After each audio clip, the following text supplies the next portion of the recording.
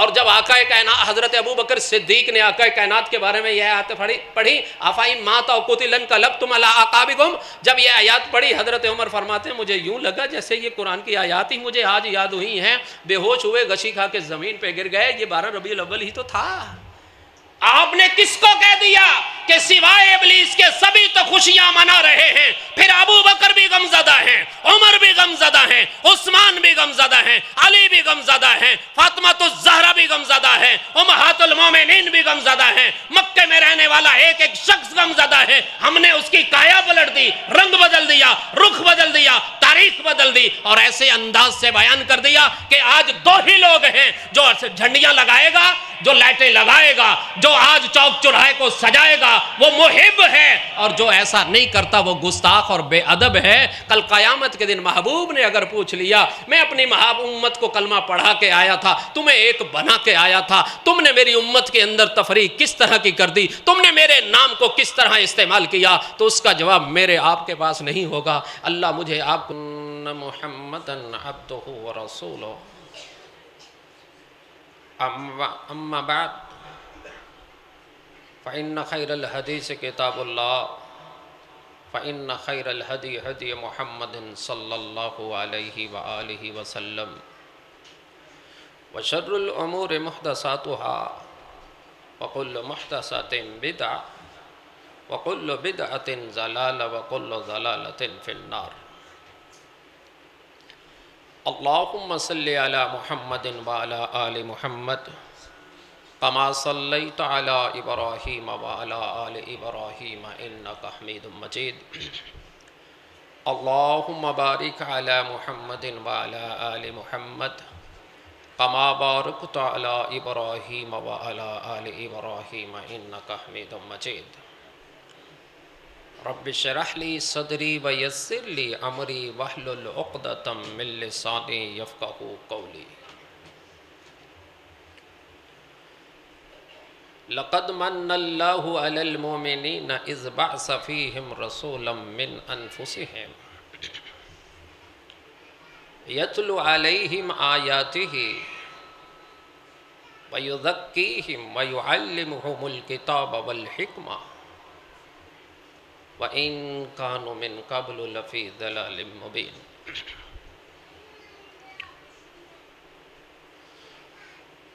وہ آئے جن کے آنے سے بہار میں نکھار آیا، وہ آئے جن کے آنے سے بہار میں نکھار آیا، تڑپ تھی جن کی سینے میں وہ آئے تو قرار آیا۔ محمد مصطفیٰ آئے، امام الانبیاء آئے،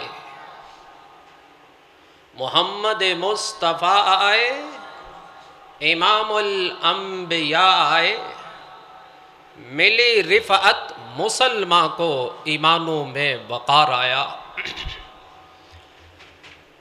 حضرت ذی وقار اللہ کے لاتعداد احسانات ہیں میرے اور آپ پہ، اس کائنات پہ۔ کسی بھی نعمت کے اوپر اللہ نے اس طرح کا احسان نہیں جتلایا جس طرح کے الفاظ کے ساتھ، جس انداز کے ساتھ اللہ تعالیٰ نے محمد کائنات علیہ الصلاۃ والسلام کی بعثت، ان کی نبوت، ان کا دنیا میں بھیجنا، جو اس کے اوپر تذکرہ فرمایا، اس کے اوپر اللہ نے آغاز ہی اس بات سے کیا، لقد من اللہ علی المؤمنین، میں نے احسان کیا، میرا بہت بڑا احسان ہے۔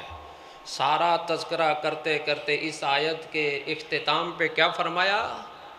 وَإِن كَانُوا مِن قَبْلُ لَفِي ضَلَالٍ مُبِينٍ، میرے اس محبوب کے آنے سے پہلے شرق و غرب سے شمال سے جنوب تک زمین اور زمین کے اوپر رہنے والے انسان بھٹکے ہوئے، بہکے ہوئے تھے۔ اب تصور کریں پوری روئے زمین کے اوپر ایک گھر تھا جس کا نام کعبۃ اللہ ہے. وہ اللہ کی توحید، آواز تھوڑی سی کم کر دے، وہ اللہ کی توحید اور وحدہ لا شریک ہونے کی پہچان تھا. تبھی میں اور آپ جب جاتے ہیں یہاں جس کا عقیدہ جو بھی ہوگا کہ یہاں سے بھی ملتا ہے، یہاں سے بھی ملتا ہے، اس کے فیضان سے بھی ملتا ہے، اس کے طفیل سے بھی ملتا ہے، اس سے بھی ملتا ہے، مگر جب احرام باندھتا ہے نا، مرید بھی ساتھ ہوتا ہے، پیر بھی ساتھ ہوتا ہے، جس کے بارے میں اعتقاد ہوتا ہے یہاں سے کبھی دروازہ بند نہیں ہو وہ بھی ساتھ ہوتا ہے، دونوں نے ایک جیسا احرام باندھا ہوتا ہے، تو شریعت کہتی ہے دونوں بولو. کیا بولے؟ لبیک لبیک لا شریکہ لک لبیک. تیرا کوئی شریک نہیں، تیرا کوئی ثانی نہیں، تیرے اختیارات میں کسی کا عمل دخل نہیں.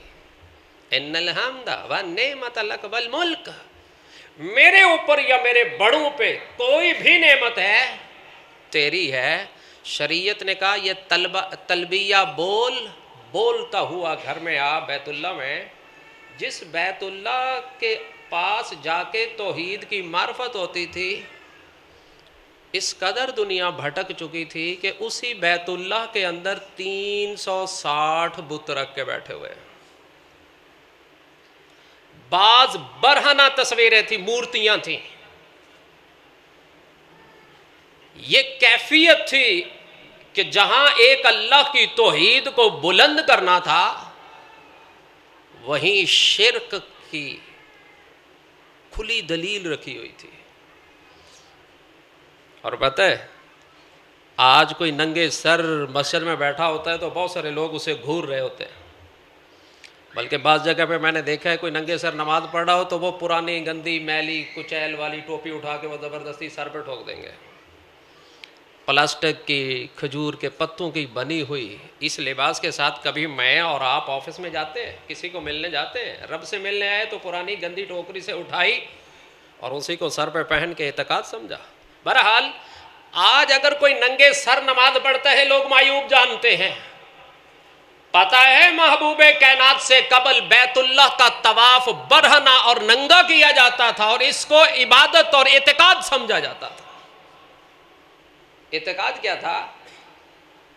عبادت کیا تھی؟ جذبہ کیا تھا؟ کہ جو تن پہ پہنے ہوئے کپڑے ہیں پتہ نہیں یہ حلال کے ہیں کہ حرام کے ہیں. کیا کیفیت ہوگی جب باپ اور بیٹا برہنہ خانہ کعبہ کے اندر گھوم رہے ہوں گے؟ تقدس والے رشتے کس طرح تھے؟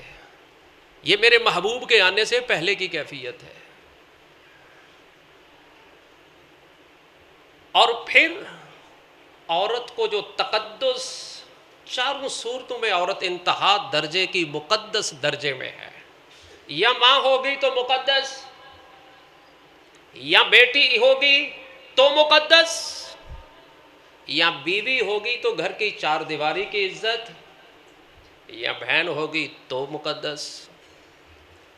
مگر محبوب کے آنے سے قبل جب باپ فوت ہوتا تو ستیلا بیٹا اس ماں کو بطور جاگیر اپنے نکاح میں لے لیتا. عہد ورثہ. عورتوں کی منڈیاں لگتی تھی، بکتی تھی عورتیں. ایک ایک عورت سے 4 4 5 5 10 10 مردوں نے نکاح کیا ہوتا تھا.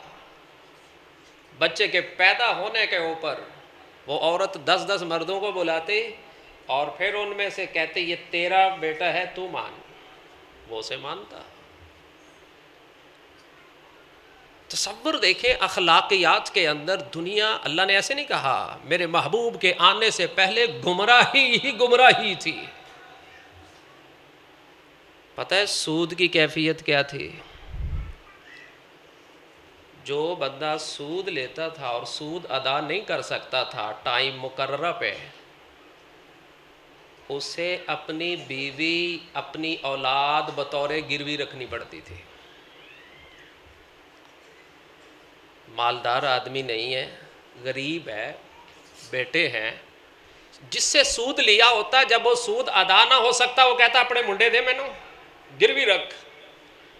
اور بعض اوقات اگر ایسا نہ ممکن ہوتا تو وہ کہتے اپنی بیوی گروی رکھو. وہ سال رہتی، 6 ماہ رہتی، 2 ماہ رہتی، 2 سال رہتی، جب وہ قرض کا قیمت ادا ہوتی تو سال 2 سال بعد جب وہ واپس آتی تو جس سے سود لیا ہوتا اس کا بچہ اپنے گود میں اٹھا کے لیے آتی اور کوئی عیب نہ سمجھتی. یہ تصور تھا میرے محبوب کے آنے سے پہلے. بیٹی کے پیدا ہونے پہ رب نے جسے بیٹیاں دی ہیں اور وہ محبوب کے فرمان کو پڑھتا ہے، وہ بیٹوں سے زیادہ پیار بیٹیوں سے کرتا ہے. مگر کیا کیفیت تھی کہ باپ اپنے ہی لختے جگر کو اور ماں جس بیٹی کو جنم دیتی اسے ہی تیار کر کے باپ کو دے دیتی، خاوند کو دے دیتی، اپنے ہاتھوں سے گڑا کھودتا اور زندہ اس میں آئے. تبھی تو ایک درگور ہونے والی بچی نے آسمان کی طرف نظریں اٹھا کے کہا تھا، باپ لے کے جاتا ہے، گڑا کھودتا ہے، جب اس میں دباتا ہے، بڑی غمگین داستان ہے. جب اس کے اندر دبانے لگتا ہے، وہ بیٹی 4 5 6 سال کی عمر، کتنی معصوم عمر ہوتی ہے. جب باپ بے رحم ہوتے ہوئے اسے زبردستی اس پہ مٹی ڈالتا ہے، ٹخنوں تک، گھٹنے تک، ران تک، پیٹ تک، جب یہاں تک آیا نا تو ماں باپ کی منتیں کرتی رہی، سماجتیں کرتی رہی، ترلے ڈالتی رہی، واسطے ڈالتی رہی. جب دیکھا نا کہ میرے باپ کے دل میں اب رحم نہیں، آسمان کی طرف نظریں اٹھائی اور کہا، اللہ سنا ہے تیرا ایک نبی آنے والا ہے، اللہ وہ کائنات کے لیے رحمت بن کے آنے والا ہے، جو بیٹیوں کو عزت دے گا، جو بیٹیوں کو درگور ہونے سے بچائے گا. اللہ وہ تیرا نبی کب آئے گا اسے بھیج دیتا کہ آنے والے دور میں بیٹیاں زندہ درگور ہونے سے بچے. محمد مصطفیٰ آئے اور آ کے اتنی عزت دی کا جسے رب نے بیٹیاں دی اسے بوجھ نہ سمجھا. ان کی تربیت کی، کل قیامت کے دن جہنم کی دیوار بن جائیں گی، جہنم کے آگے آڑ بن جائیں گی. یہ وہ رحمت تھے. یہ اتنا بڑا احسان میرے رب نے یوں نہیں کہا کہ میرا سب سے بڑا احسان تمہارے اندر یہ ہے کہ آمد مصطفیٰ ہو گئی. محبوب کائنات کا اس دنیا میں آنا یہ میرے اور تیرے لیے اللہ تعالیٰ نے ایک رحمت کا ذریعہ بنا دیا. اور خود محبوب کائنات کیا فرماتے ہیں، یا ایھا الناس انما انا رحمت مہدہ، مجھے رب نے بطور ہدیہ رحمت بنا کے بھیجا ہے، بطور ہدیہ، تحفہ. کہ اگر کسی بیوی کے حقوق تلف ہوتے تھے، اور پتہ بیوی کی کیفیت کیا ہوتی تھی، مرد بیوی کو رسوا کرنے کے لیے طلاق دے دیتا، جب عدت پوری ہونے لگتی رجوع کر لیتا، پھر طلاق بول دیتا، پھر عدت پوری ہونے لگتی پھر طلاق دے دیتا. نہ بیوی بن کے رہتی، نہ اس کے لیے جائز ہوتی، نہ اس کے نکاح سے نکلتی. شریعت نے آ کے کہا، خبردار، مرد کے پاس صرف 3 چانس ہیں، عورت پہ ظلم نہیں ہوگا. سوچ سمجھ کے یا رشتے کو نبھائے یا رشتے کو ختم کرے. ایک ایک مرد کی 10 بیویاں، کئی بیویاں، 10 بیویوں کی تو وہ کیفیت کہ جب 4 بیویوں کا حکم آیا کہ اس سے زیادہ نہیں رکھ سکتے تو بعض صحابہ کی 10 بیویاں تھیں. اور حضور کی آمد سے پہلے کئی بیویاں لوگ اپنے نکاح میں صرف اس لیے رکھتے تھے کہ کام کاج کرنے والی زیادہ ہوں. حلال حرام کا کوئی تصور ہی نہیں تھا. غلام کو مارتے ہوئے یہ انہیں نہیں ہوتا تھا کہ یہ انسان ہے، بلکہ غلام کو، ملازم کو جانور سے بدتر سمجھتے تھے، اور زندہ جانور کے جسم کے ٹکڑے کو کاٹ کے کھا لیا کرتے. زندہ جانور، محبوب نے آ کے کہا جس نے زندہ جانور کا گوشت کا ٹکڑا کاٹا وہ بھی حرام ہے. زندہ جانور کو باندھ کے اوپر اس کے اوپر تیر کے نشانے لیتے، محبوب نے آ کے اس سے منع کیا.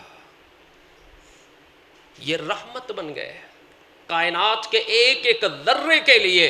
اور محبوب کائنات کے اس رحمت کا تذکرہ اللہ تعالیٰ نے خود فرمایا، یا ایھا النبی انا ارسلناک شاہدا ومبشرا ونذیرا. اے پیغمبر، اے میرے نبی، اے میرے محبوب، ہم نے آپ کو شاہد بنایا ہے، قیامت کے دن آپ ہی کی گواہی قابل قبول ہوگی. مبشرن، جنت کی بشارت دینے والا، گناہوں کی معافی کی مغفرت کی بشارت دینے والا، ونذیرا، اللہ کی نافرمانی سے ڈرانے والا بنا کے بھیجا ہے. وَدَاعِيًا إِلَى اللَّهِ، اور اللہ کی طرف بلانے والا، بِإِذْنِهِ سِرَاجًا مُنِيرًا، اور آپ کو کائنات کا روشن چراغ بنا کے بھیجا ہے. دنیا کا جو سورج ہے نا، اس کی ٹائمنگ اور ہے. سردیوں میں اس کی روشنی مدھم ہوگی، گرمیوں میں تیز ہوگی. پھر اس کا ٹائم بڑا تھوڑا ہے، صبح طلوع ہوگا تب ماند پڑ رہا ہے، شام کو پھر غروب ہو جائے گا تو سورج کی چمک دمک ختم ہے. چاند بھی اسی طرح ہے، شام کو کچھ ٹائم کے لیے طلوع ہوگا پھر غروب ہوگا. کبھی وہ کھجور کی ٹہنی کی طرح باریک سا ہے، روشنی نہیں. 14ویں پہ جا کے 13ویں 14ویں پہ جا کے سورج کو، چاند کو پورا عروج ملتا ہے. اور پتہ ہے نہ چاند نہ سورج نہ اس کی چمک نہ اس کا حسن میرے نبی کا مقابلہ. ہم نے سنا، حضرت جابر نے دیکھا. حضرت جابر فرماتے ہیں 14ویں کی رات تھی، رات کو چاند چمک رہا ہے، بڑا حسن دکھا رہا ہے، فضا کو بھی حسین بنایا ہے، زمین کو بھی حسین بنایا ہے. کہا ایک چاند وہ دیکھ رہا ہوں، ایک زمین پہ بیٹھا ہوا محمد مصطفیٰ کو دیکھ رہا ہوں. حضرت جابر کیا کرتے ہیں؟ کہتے ہیں فَجَعَلْتُ أَنْظُرُ إِلَيْهِ وَإِلَى الْقَمَرِ، میں کبھی محبوب کے چہرے کو دیکھوں تو کبھی چاند کو دیکھوں. کس کی چمک دمک زیادہ ہے، کس کا حسن زیادہ ہے، کس کی مہک زیادہ ہے. کہا میں کبھی بار بار اسے دیکھوں، بار بار اسے دیکھوں. فَلَهُوَ عِنْدِي أَحْسَنُ مِنَ الْقَمَرِ، مجھے محبوب کا حسن، محبوب کا چہرہ مجھے اس چاند سے زیادہ حسین نظر آیا. باب شمسان نے غالباً بڑے خوبصورت انداز میں کہا، حضرت جابر کی ان الفاظ کو لیا، چنو 14ویں سی تے کوئی کوئی سی تارا، میں دوہاں نو دیکھا دوبارہ دوبارہ. پتہ نہیں محبوب سامنے ہوں گے، کتنی بار انہوں نے محبوب کو دیکھا ہوگا، پھر کتنی بار چاند کو دیکھا ہوگا، پھر حسن کا موازنہ کیا ہوگا. کبھی محبوب کی زلفوں کو دیکھا ہوگا، کبھی چاند کی طرف، کبھی محبوب کی آنکھوں کو، کبھی چاند کی طرف، کبھی محبوب کی رخسار کی طرف، کبھی چاند کی طرف، کبھی محبوب کی گردن کی طرف، کبھی آسمان کی طرف، کبھی محبوب کی ایک ایک انداز، ایک ایک کیفیت کو دیکھتے ہوں گے اور بار بار آسمان کی طرف نگاہیں اٹھاتے ہوئے ہوں گے. اور پھر کیا کہتے ہیں؟ خدا دی قسم چند مدم نظر آیا، محمد دا چہرہ ود نظر آیا. اس حسین نبی کی داڑھی آج مجھے تجھے پسند نہ ہو، اس حسین نبی کا لباس آج ہمیں پسند نہ ہو، اس نبی کا اخلاق آج مجھے اور آپ کو پسند نہ ہو، اس نبی کے آنکھوں کی ٹھنڈک نماز آج مجھے اور تجھے پسند نہ ہو، یہ کیسے ممکن ہے؟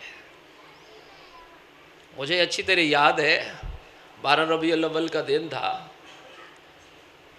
ہمسائے تھے سامنے والے، عصر کا ٹائم ہوا، نماز پڑھنے گئے تو وہ جھنڈیاں وغیرہ لگا رہے تھے. नमाज पढ़ के वापस आया असर की, तो भी वो झंडियाँ लगा रहे थे। वो उनके साथ वाला हमसाया कहता, पुत नमाज का टाइम हो गया सी पुत, अज तो 12 रबीउल अव्वल सी, अज तो नमाज पढ़ लेंदे। भाई महबूब की आंखों की ठंडक, आका ने क्या फरमाया, मेरी आंखों की ठंडक। सैयदा आयशा फरमाती हैं महबूब मेरे से बड़ा प्यार करते थे, इंतहा दर्जे का मोहब्बत मेरे महबूब की सैयदा आयशा से थी। आज कुछ बुग़्ज़ रखने वाले आयशा और हजूर की मोहब्बत को पढ़ के अंदर की कदूरत बाहर आती है। महबूब इस कदर आपसे प्यार करते थे कि जिब्रील जब भी आया तो उम्महातुल मोमिनीन में से सैयदा आयशा के घर ही आए जब हजूर इधर होते थे। लेकिन सैयदा आयशा फरमाती हैं अजान हो जाए और महबूब बैठे रहें, ये तसव्वुर नहीं होता था। महबूब हम में से ऐसे उठ के चले जाते जैसे अजनबी हम हैं या वो हैं, हमें जानते ही नहीं। आज भी जुमे का दिन है, लोग जुमे का टाइम कहीं कोई झंडा लगा रहा है मोहब्बत के अंदाज में, कहीं कोई झंडी लगा रहा है, कहीं कुछ लगा रहा है, कहीं कुछ लगा रहा है, कोई लाइटें लगा रहा है। तो वो जुमे का असर का टाइम था, साथ वाले हमसाये ने क्या कहा प्यार से, पुत असर का टाइम सी, नमाज पढ़ लेंदे। पता है साथ उस बच्चे का बाप खड़ा हुआ था, कहता है ओ जरूरी नहीं आ जरूरी है, वो जरूरी नहीं ये जरूरी है। महबूब की खंदक खोदते हुए ग़ज़वा खंदक के मौके पे एक असर की नमाज रह गई थी, वक़्त खत्म हो गया, सूरज गरूब होने के करीब था, टिकिया गरूब हो चुके होने के करीब है। महबूब को इतना दुख हुआ, कहा अल्लाह जिन लोगों ने आज मुझे नमाज से दूर किया सबब बने, अल्लाह इन्हें भी और इनके बड़ों की कब्रों को जहन्नम से आग से कर दे। तू उस महबूब का नारा लगाता है नमाज छोड़ के,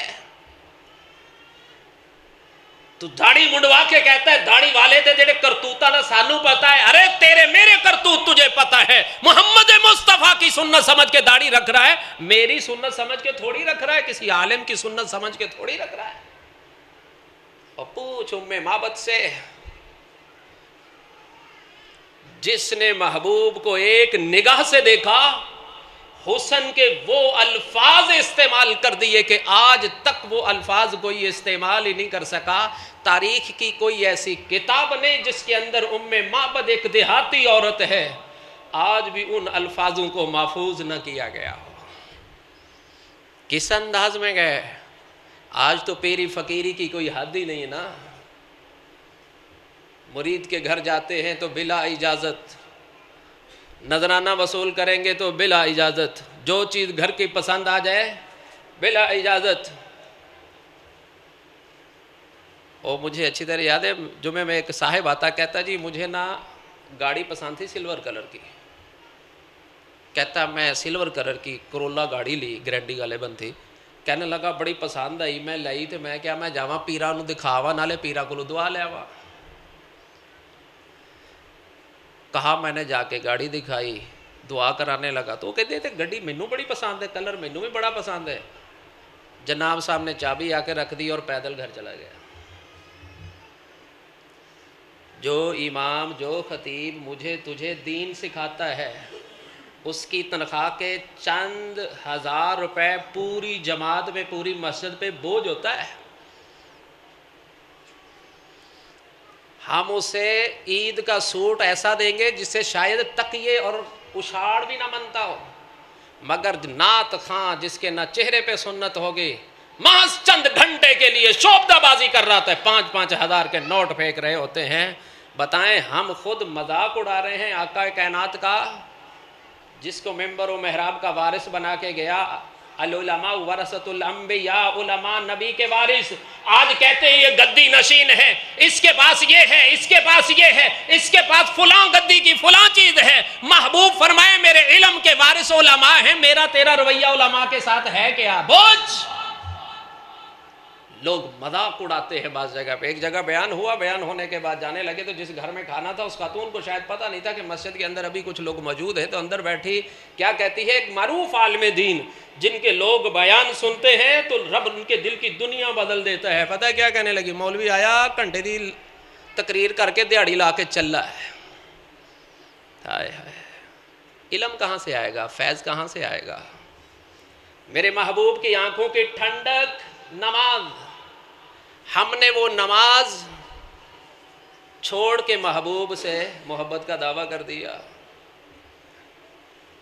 بات ہو رہی تھی کہ وہ گرینڈی کی چابی دے کے چلا جاتا ہے, اور ادھر دیکھیں ام معبد نے میرے محبوب کی تعریف کیسے کی تھی.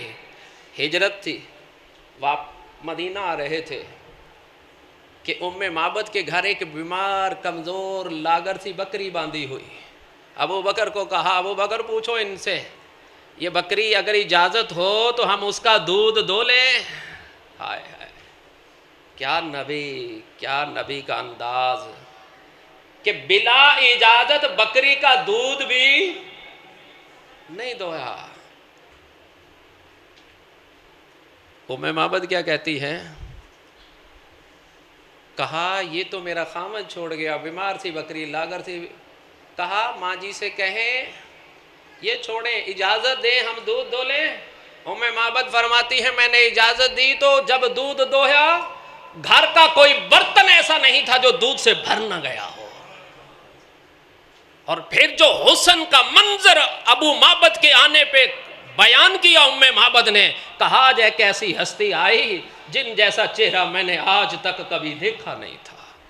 پھر محبوب کی آنکھ کی تعریف, محبوب کی زلف کی تعریف, محبوب کے رخسار کی تعریف, محبوب کے ایک ایک چیز کو اتنا خوبصورت تعریف میں پرو دیا کہ قیامت تک سیرت النبی کی کتب کے اندر وہ ایک خوبصورت موتی بن کے باقی رہے گا. اس نبی کا نام آج چند دن منا کے بھول جاتے ہیں.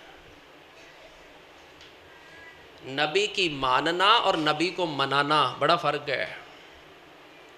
کمال یہ ہے کہ نبی کی بات کو مانا جائے. آج دیکھ لے, نماز نہیں آتی, محبوب کے طریقے کا نہیں پتا. چھوٹا سا بچہ ٹائی باندھنا سیکھ جائے گا, محبوب کا وضو نہیں سیکھا. زبردست قسم کی آکسفورڈ کی کتب انگلش میں پڑھ جائے گا, مگر محبوب کائنات پہ اترنے والا قرآن عربی ریڈنگ نہیں آئے گی, ترجمہ نہیں آئے گا. جب ہم اپنی اس کیفیت کو دیکھتے ہیں اور پھر نہ ہمیں حلال کا پتہ نہ ہمیں حرام کا پتہ. سگا باپ فوت ہوتا ہے, بیٹے کو اس کا غسل دینا نہیں آتا. بچی فوت ہو جائے, خواتین میں سے کسی کو بچی کو غسل دینا نہیں آتا. اور محبوب لیلوہا کا نہارہا ایسی شریعت دے کے گئے کہ جس کی رات بھی دن کی طرح روشن. یہودی نے تانا دیا تھا نا میرے سلمان فارسی کو. سلمان فارسی سے کہنے لگا ایک یہودی, قد علمکم نبیکم کل شیء, تمہارا نبی عجیب ہے, تمہیں ہر چیز بتاتا ہے, حتیٰ کہ تمہیں نجاست کا طریقہ بھی بتاتا ہے, پاکی کا طریقہ بھی بتاتا ہے. ہم جیسا ہوتا تو شرما جاتا. سلمان فارسی کہنے لگے ہاں ہمیں فخر ہے اپنے محبوب پہ. ہمارے محبوب نے منع کیا ہے ہمیں کہ ہم دائیں ہاتھ سے استنجا کریں. ہمارے محبوب نے ہمیں منع کیا ہے کہ ہم قبلہ رخ بول و براز کریں. قبلہ رخ بیٹھ کے پیشاب کرنے سے, بول و براز کرنے سے بھی ہمارے محبوب نے منع کیا ہے کہ قضائے حاجت کرتے ہوئے نہ قبلہ کی طرف پیٹھ ہو نہ چہرہ ہو. اور سنو, یہودی کو کہنے لگے سلمان فارسی, کہا ہمارے محبوب نے یہاں تک ہمیں بتایا ہے کہ گوبر کے ساتھ استنجا نہیں ہوتا, ہڈی کے ساتھ. جو محبوب تمہیں استنجا کرنے تک کا طریقہ بتا جائیں, ہاتھ تک کا طریقہ بتا جائیں, قبر میں اتارتے وقت کی دعا تک بتا جائیں, بسم اللہ وعلی ملت رسول اللہ, یہ ایک پیغام ہے. مرنے والا تو مر چکا ہے, قبر میں اتارتے ہوئے فرمان نبوی کیا ہے؟ کون سی دعا ہے جو قبر میں ہم نے عجیب و غریب آج چیزیں شروع کر دی؟ سورہ یاسین پڑھو، سورۃ ملک پڑھو، وہ پڑھو، سورۃ بقرہ پڑھو، وہ جو محبوب چھوٹی سی دعا جس کے اندر ایک سبق تھا، نصیحت تھی، آج کسی کو بھی نہیں پتا۔ محبوب قبر میں اتارتے ہوئے کیا پڑھتے تھے؟ بسم اللہ و علی ملت رسول اللہ۔ یہ پیغام ہے اللہ کے نام سے قبر میں جا رہا ہے، اور یہ مومن کلمہ گو محمد عربی کی ملت دین کے اوپر جا رہا ہے۔ تو جس نے ساری زندگی محبوب کے دین کو سیکھا ہی نہیں، آج مسجدوں کے باہر بڑی بڑی لائٹیں لگی ہوئی، مسجد اندر سے ویران۔ یارو دنیا کیا کہے گی؟ باہر لائٹ لگا دینے سے اگر اندر نمازی ہی نہیں تو کون سی رونق ہے؟ محبوب کے آخری ایام تو پڑھو، اور یہی ربیع الاول کے آخری چند ایام پڑھ لیں۔ سب کے نزدیک متفق آقا کائنات دنیا سے رخصت 12 ربیع الاول کو ہوئے۔ پیدائش میں 2 معروف قول، 9 ربیع الاول، 12 ربیع الاول، لیکن آقا کائنات کے صرف ربیع الاول کے آخری ایک ہفتہ پڑھ لیں۔ محبوب بے ہوش ہوتے، ہوش آتی تو پھر کہتے ہیں مجھے نماز کے لیے اٹھاؤ، مجھے نماز کے لیے بٹھاؤ۔ اتنی نماز اہم۔ ایک صحابی رسول نے اس بغل کندھے کے اندر سہارا دیا، دوسرے نے اس طرح، صحابہ کہتے ہیں پاؤں زمین پہ رگڑ رہے تھے، اور آقا کائنات مسجد میں آ کے بیٹھے نماز کے لیے۔ آج تیری میری زندگی کے اندر سے نماز نکل گئی، محبوب کی صورت نکل گئی، محبوب کی سیرت نکل گئی، محبوب کا اخلاق نکل گیا، محبوب کا کردار نکل گیا، ساری چیزیں نکال کے اتنی بڑی ہستی کا دن منایا 1 ہفتے کے لیے، 12 دن کے لیے۔ جھنڈیاں لگانے والا محب ہو گیا اور نماز پڑھنے والا غیر محب ہو گیا۔ چوک چراہا بند کر کے شور و غل کرنے والا تو محب ہو گیا، مسجد میں آ کے نماز پڑھنے والا ایک بغض رکھتا ہے۔ چوک چراہے پہ نعرہ لگانے والا، میرے محبوب کو پتہ ہے سب سے زیادہ ناپسندیدہ کیا عمل تھا؟ ہلڑ بازی، شور و غل، بازاروں میں بلا وجہ بیٹھنا۔ آقا نے فرمایا وَإِيَّاكُمُ الْجُلُوسَ، راستوں پہ نہ بیٹھا کرو، بازاروں میں نہ بیٹھا کرو۔ آقا گزارا نہیں، کاروبار کرتے ہیں، فرمایا پھر راستے کا حق ادا کرو، غض البصر، نگاہ نیچی رکھو، افس السلام، سلام کرو، راستے میں کوئی چیز پڑی ہے اسے ہٹاؤ۔ ہم انہی دنوں کے اندر گلی کو بند کر دیں گے؟ ساتھ والے گھر کے اندر کوئی ہارٹ پیشنٹ ہے، کوئی زندگی اور موت کی کشمکش میں ہے، ہم نے بڑے بڑے بوفر اور ڈیک لگا کے اونچی اونچی آواز سے نعتیں لگائیں، اور کسی نے آ کے اگر دھیمے پن سے آسن طریقے سے کہا بھائی تھوڑی سی آواز کر لو، میرا والد ہارٹ پیشنٹ ہے، اسے بڑی تکلیف ہوتی ہے، تو اونچی آواز سے نعرہ لگتا ہے، یہ بے ادب ہے۔ لوگوں کے گھروں کے اوپر چڑھ کے زبردستی بے پردگی کر کے جھنڈے لگائے جائیں، لائٹیں لگائی جائیں، لوگوں کے دروازے کھٹکھٹا کے زبردستی، غریب ہے جیسا انسان اس کا گھر کس طرح چل رہا ہے، زبردستی وصول کرنا کہ لائٹوں کے پیسے دو، جو نہیں دیتا یہ بے ادب ہے۔ یہ آپ نے کیسا دن کس طریقے سے منایا اس کو؟ لوگ گاڑیوں کے اوپر ربیع الاول میں نکلے سفر کے اوپر، لوگ زبردستی گاڑی روک لیں گے اور پھر آپ سے زبردستی کہیں گے چندہ نکالو۔ کئی سالوں سے مسجد نہیں بنی، کئی سالوں سے یتیم بھوکے لاوارث بچیاں بیٹھی ہوئی ہیں، کبھی یہ جذبہ ادھر بھی رکھ۔ وہ جھنڈی لگا دی گئی، وہ ہوا کا جھونکا آئے گا، وہ گر جائے گی، کس گندی نالی میں پڑی ہوگی تجھے پتہ ہی نہیں ہوگا۔ یہ کس طرح کا دن میں نے اور آپ نے منایا؟ بچوں کو کیا بتائیں گے ہم؟ آوازیں لگانے کا، آوازیں کسنے کا نام، شور و غل کا نام، ہلڑ بازی کا نام، بازاروں کو رونق بنانے کا نام۔ میرے محبوب نے رونق بنائی مسجد کے اندر، ہم نے یہاں سے اٹھایا اور گلیوں کو رونق بنا دیا۔ اس کے اوپر لڑائی ہوتی ہے، اس کے اوپر ہم کفر کے فتوے لگاتے ہیں۔ اور کمال جاؤں، آج تو دور جدید کے اندر بھی کوئی گاڑی سے جا رہا ہے، کوئی رکشہ سے جا رہا ہے، کوئی ٹرک سے جا رہا ہے، کوئی ٹریکٹر سے جا رہا ہے۔ گاؤں سے مولانا صاحب آج مسجد میں آپ نہیں ہمارے ساتھ چلیں گے، وہ اپنا جلوس لے کے آ رہا ہے۔ مسجد کے اندر اذان دینی تھی، مسجد کے اندر نماز پڑھنی تھی، آج کے دن تو اکٹھے ہوتے۔ محبوب نے جتنی مشکلات سے 23 سالہ نبوت کو جس طرح مشکل حالات سے گزر کے تجھے مجھے شریعت دی، مجھے یاد ہوتی۔ آج مسجد کا امام بھی بیر، آج مسجد کا خطیب بھی بیر، آج مسجد کا مؤذن بھی بیر۔ کیا کر رہا ہے؟ کوئی تانگے کو سجا رہا ہے، کوئی گدھے کو سجا رہا ہے، کوئی گھوڑے کو سجا رہا ہے، کوئی رکشے کو سجا رہا ہے، کوئی ٹرک کو سجا رہا ہے، پھر اس کے اوپر لائٹیں ہیں، پھر اس کے اوپر بڑے بڑے ڈھول لگا دیے گئے، بڑے بڑے اس کے اوپر جو ہے وہ سپیکر لگا دیے گئے، سب رخ کر رہے ہیں فیصل آباد میں کدھر؟ گھنٹہ گھر کا۔ اور بھائی یہ گھنٹہ گھر کون سا طواف ہے جہاں جانا ہے؟ ایتھے نمبر لگن گے۔ اچھا کس چیز کے؟ آج پتا چلے گا ٹرک زیادہ کیڑا سجا کے لے آیا، ٹریکٹر زیادہ کیڑا سجا کے لے آیا ہے۔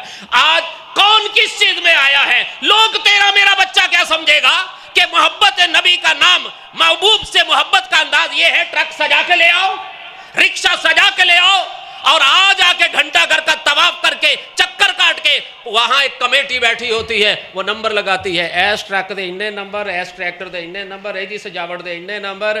وہ نمبر لگے اور اس نمبر کے اوپر ہو گیا جی یہ بڑا محب تھا۔ یہ محبوب کا دن منایا میں نے اور آپ نے۔ خدا سے ڈریے، آنے والی نسلوں کو ہم کیا بتا رہے ہیں؟ جب میرا آپ کا بچہ میرے آپ سے سوال کرتا ہے تو اس کا جواب نہیں ہوتا ہمارے پاس کہ محب وہ ہیں یا آپ ہیں، محبت کا انداز وہ ہے یا محبوب کی نماز کی شکل میں ہے۔ حضرت انس بن مالک فرماتے ہیں محبوب جس دن مدینے میں آئے تھے اس دن اضاء منہ کل شیء، ہر چیز جگمگ گئی، روشنی پیدا ہو گئی۔ اللہ تعالیٰ نے اس کے اندر ایک حسن پیدا کر دیا۔ اور جس دن فرماتے ہیں محبوب کائنات اس دنیا سے رخصت ہوئے، اظلم منہ کل شیء، انس بن مالک فرماتے ہیں اس دن ہمیں ایسے تھا جیسے مدینے کے اندر تاریک اندھیرا ہی اندھیرا ہے۔ وہ دن پوچھے سیدہ فاطمہ سے کیسے رو رہی تھی، پوچھے سیدہ عائشہ سے کیا کیفیت سی، پوچھے حضرت انس بن مالک سے جو حضور کی 10 سال خدمت کرتے رہے، پوچھے سیدنا بلال سے جن کے بارے میں کیا آتا ہے کہ اس مدینے کے اندر کہتے تھے اب میرا رہنے کو جی نہیں چاہتا، مجھے محبوب کی یاد ستاتی ہے، اذان دینا چھوڑ دی۔ وہ 12 ربیع الاول ہی تھا نا۔ پھر آپ کی اس چیز کو بدل کے آج کس کیفیت میں پیش کر دیا گیا، اور چلیں یہاں تک پھر بھی کوئی حد ہوتی۔ اور پھر نعرہ کیا لگتا ہے؟ سوائے ابلیس کے سبھی تو خوشیاں۔ یہ آپ نے کس کو کہہ دیا؟ بلال کے آنسو نظر نہ آئے، انس بن مالک کا رونا یاد نہ آیا، فاطمہ الزہرا کا واہ بابا کے الفاظ یاد نہ آئے، امہات المومنین کا غم یاد نہ آیا، ابو بکر صدیق کی کیفیت یاد نہ آئی، اور حضرت عمر جنہوں نے کہا تھا خبردار جس نے کہا محبوب کائنات دنیا چھوڑ گئے ہیں میں اس کی گردن تن سے جدا کر دوں گا۔ اور جب آقا کائنات حضرت ابو بکر صدیق نے آقا کائنات کے بارے میں یہ آیت پڑھی افائن مات او قتل انقلبتم علی اعقابکم، جب یہ آیات پڑھی حضرت عمر فرماتے ہیں مجھے یوں لگا جیسے یہ قرآن کی آیات ہی مجھے آج یاد ہوئی ہیں، بے ہوش ہوئے غشی کھا کے زمین پہ گر گئے۔ یہ 12 ربیع الاول ہی تو تھا۔ آپ نے کس کو کہہ دیا کہ سوائے ابلیس کے سبھی تو خوشیاں منا رہے ہیں؟ پھر ابو بکر بھی غمزدہ ہیں، عمر بھی غمزدہ ہیں، عثمان بھی غمزدہ ہیں، علی بھی غمزدہ ہیں، فاطمہ الزہرا بھی غمزدہ ہیں، امہات المومنین بھی غمزدہ ہیں، مکے میں رہنے والا ایک ایک شخص غمزدہ ہے۔ ہم نے اس کی کایا پلٹ دی، رنگ بدل دیا، رخ بدل دیا، تاریخ بدل دی، اور ایسے انداز سے بیان کر دیا کہ آج 2 ہی لوگ ہیں جو جھنڈیاں لگائے گا، جو لائٹیں لگائے گا، جو آج چوک چوراہے کو سجائے گا وہ محب ہے، اور جو ایسا نہیں کرتا وہ گستاخ اور بے ادب ہے۔ کل قیامت کے دن محبوب نے اگر پوچھ لیا میں اپنی امت کو کلمہ پڑھا کے آیا تھا، تمہیں ایک بنا کے آیا تھا، تم نے میری امت کے اندر تفریق کس طرح کی کر دی، تم نے میرے نام کو کس طرح استعمال کیا، تو اس کا جواب میرے آپ کے پاس نہیں ہوگا۔ اللہ مجھے آپ کو عمل کی توفیق عطا فرمائے۔ وآخر دعوانا الحمدللہ رب العالمین۔